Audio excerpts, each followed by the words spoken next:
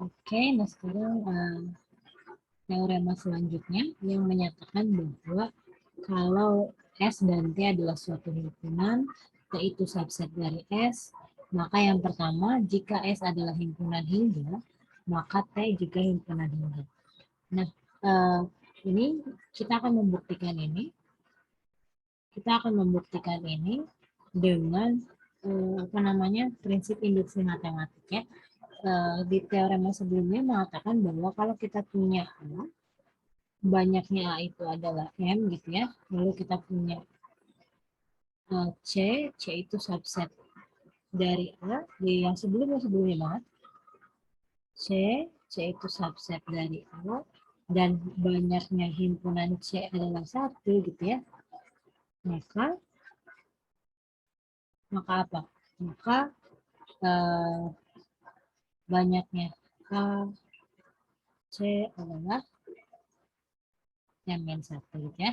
Nah, di sini kita akan menggunakan teorema ini untuk membuktikan kalau S hingga maka T hingga. Maksudnya seperti apa? Seperti ini. Nah, kita akan menggunakan prinsip induksi matematik. Kita mulai dengan apa namanya fungsinya dulu gitu ya. Jadi misalkan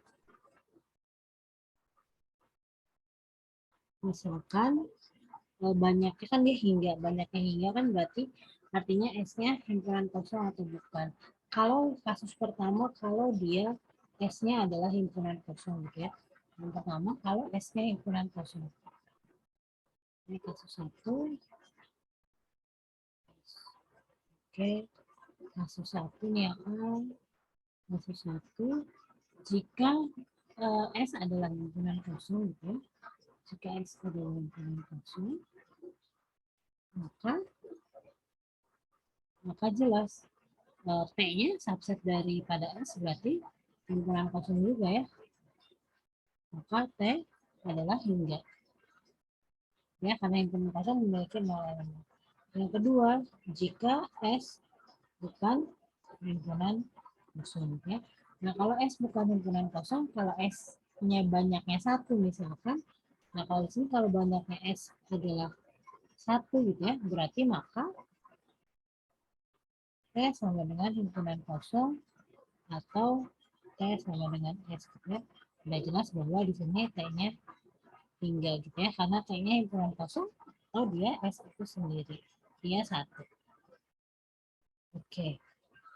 Nah, yang ketiga ini kalau banyaknya S lebih besar daripada 2 gitu ya. Jadi misalkan dia hingga banyaknya S adalah M. Oke. Nah, apa namanya? Kita akan misalkan untuk N sama dengan 1. Nah, N sama dengan 1 itu kita misalkan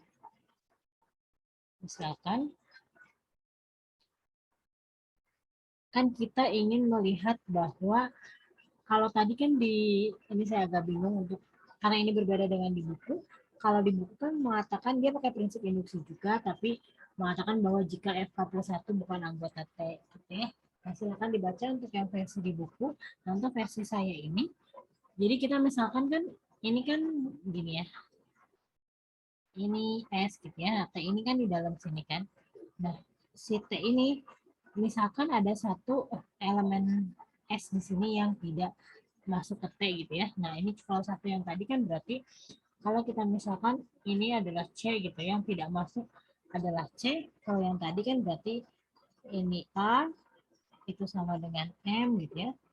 Nah, C-nya sama dengan 1 gitu. Maka C sama dengan M-1. Nah, ini yang saya harapkan bahwa T-nya dia sama dengan A limitan C. Jadi, kita definisikan si himpunan C yang bukan merupakan T tapi di S gitu ya.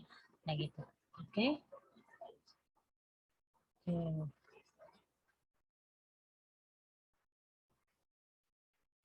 Oke, berarti di sini misalkan C sama dengan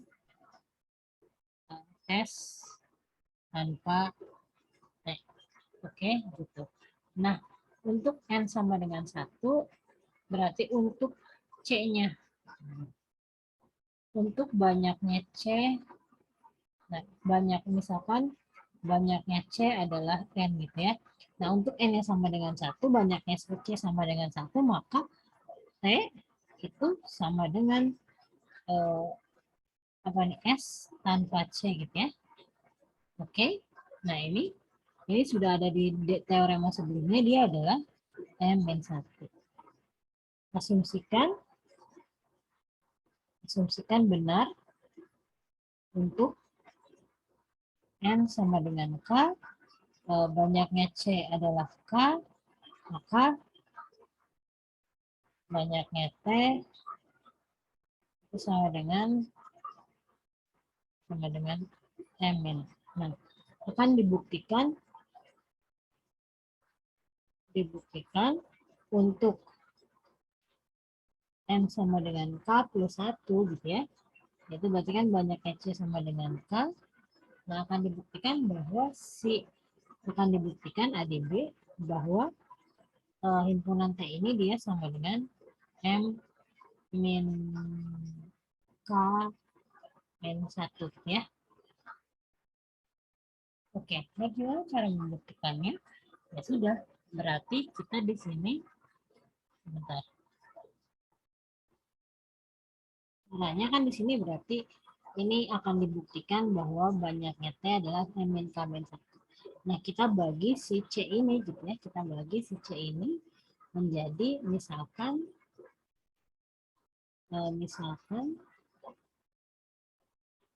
C sama dengan misalkan C sama dengan C1 gabung CK gitu ya. Dimana jadi si C ini kita punya subset lagi di mana si C1 sama dengan 1, banyaknya CK sama dengan K gitu ya. Jadi intinya irisan C1 dan CK ini adalah kosong gitu. Jadi nggak ada irisannya, betul-betul dia membagi dua menjadi disjoint. Nah, kalau udah seperti ini, kita bisa mengatakan bahwa jika kita punya S ya dikurangi C gitu ya, ini adalah sama dengan S dikurangi C1 gabung CK gitu ya, sama dengan S tanpa C1 gitu ya. Oke. Nah, ini kok jadi tanpa C1 tanpa CK gitu ya. Nah, untuk S tanpa C1 ini gitu kan, untuk banyaknya S tanpa C1 ini adalah banyaknya akan sebanyak M-1 karena C1-nya 1 ini ya. Nah, sedangkan berarti untuk S tanpa C1 tanpa CK itu akan sebanyak, nah di atas kita pakai yang untuk M sama dengan K, di sini kan S tanpa C berarti M min K, berarti kita pakai apa nih, M min 1 dikurangi K berarti sama dengan M min K min 1. Paham nggak? Jadi gini contoh, jadi gini. Oke. Nah, pertama kita memandangnya, kalau di sini kan kita akan memandang bahwa T itu hingga, tapi kita memandangnya dari himpunan di S yang bukan merupakan T.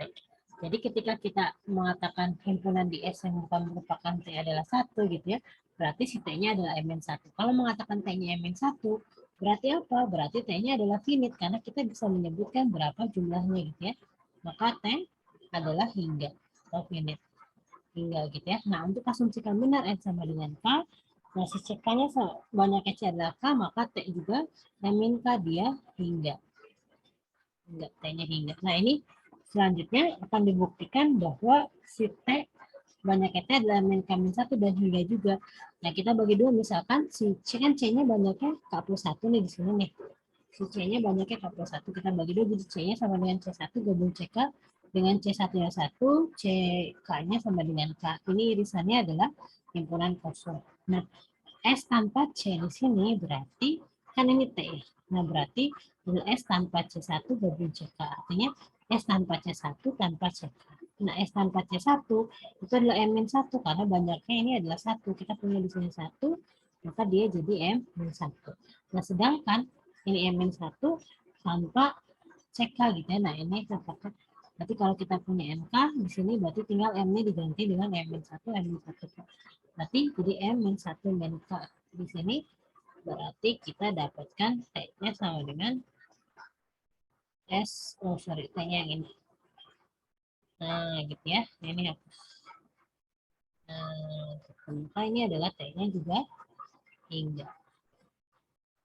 Gitu. Nah, silakan dibaca lagi kalau yang di buku agak berbeda, tapi di sini saya menggunakan teorema 134B kalau misalnya teorema 134B. Silakan. Nah, untuk membuktikan yang nomor B ini sebenarnya ya udah tinggal kita pakai gunakan kontrapositif kan. Jika P maka Q, ini kontrapositifnya negasi Q maka negasi P, betul ya. Theta hingga maka S hingga, udah. Ini tinggal kontrapositif dari ini, kalau yang atas sudah membuktikan berarti yang B kontrapositifnya pasti benar karena dalam logika dia adalah hal yang ekuivalen.